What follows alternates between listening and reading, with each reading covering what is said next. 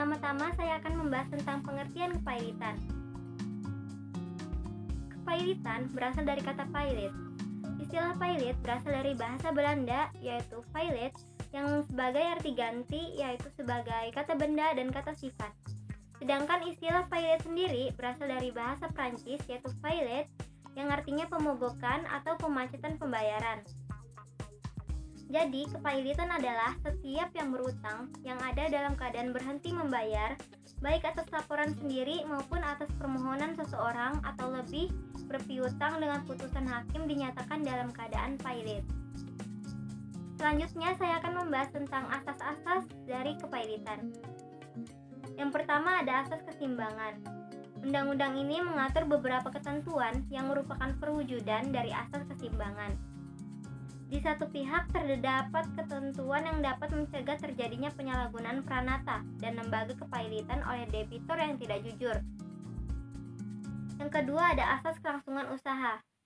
Dalam undang-undang ini terdapat ketentuan yang memungkinkan perusahaan debitur yang prospektif tetap berjalan.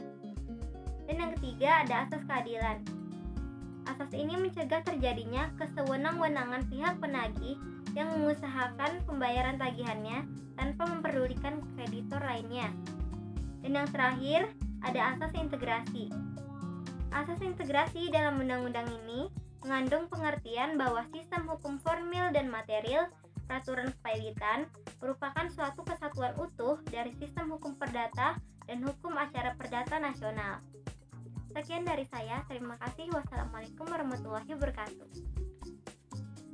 Perkenalkan, nama saya Safela Putri Sebon dari S1 Akuntansi Pagi dengan NIM 1411921. Selanjutnya materi yang saya akan membacakan yaitu syarat-syarat kepailitan, yaitu syarat yuridis agar suatu perusahaan dapat dinyatakan pailit adalah sebagai berikut. Yang pertama adanya utang, yang kedua minimal satu utang sudah jatuh tempo, yang ketiga minimal satu utang dapat ditagih, yang keempat adanya debitor, yang kelima adanya kreditor, yaitu kreditor khusus atau yang biasa kita sebut dengan separatis. Selanjutnya kreditor istimewa atau biasa kita kenal dengan istilah preference, dan kreditor konkuren. Yang terakhir yaitu kreditor lebih dari satu. Sekian materi yang dapat saya bacakan, semoga bermanfaat. Perkenalkan, nama saya Windah dengan NIM 1411922. Selanjutnya akibat kepailitan.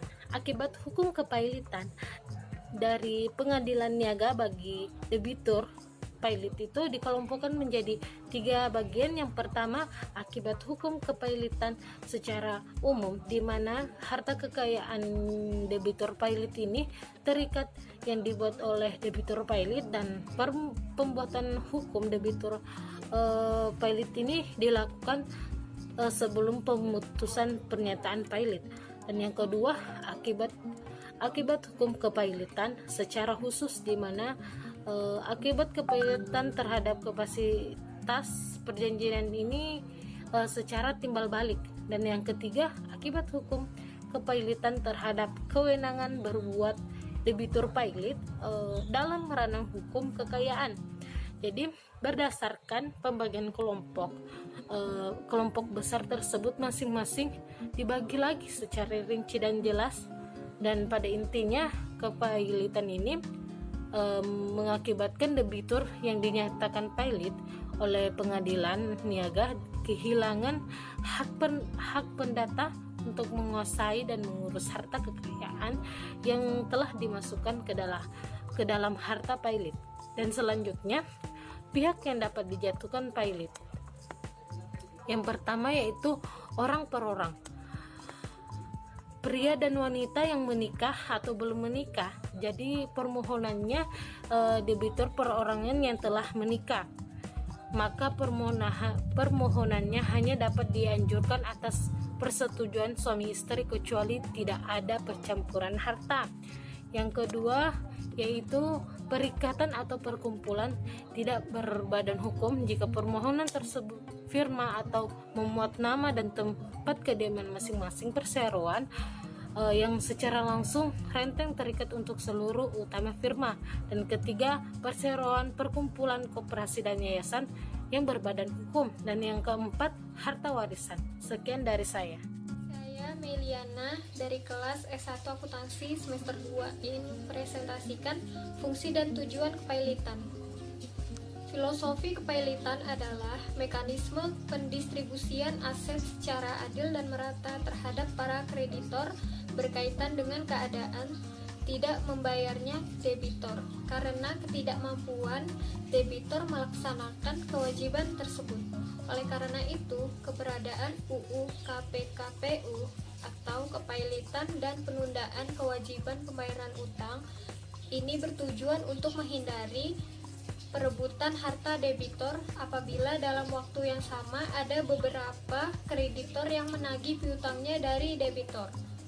Untuk menghindari adanya kreditor pemegang hak jaminan kebendaan yang menuntut haknya dengan cara menjual barang milik debitor tanpa memperhatikan kepentingan debitor atau para kreditor lainnya. Dan untuk menghindari adanya kecurangan-kecurangan yang dilakukan oleh salah seorang kreditor atau debitor sendiri. Sekian presentasi dari kami. Terima kasih. Assalamualaikum warahmatullahi wabarakatuh.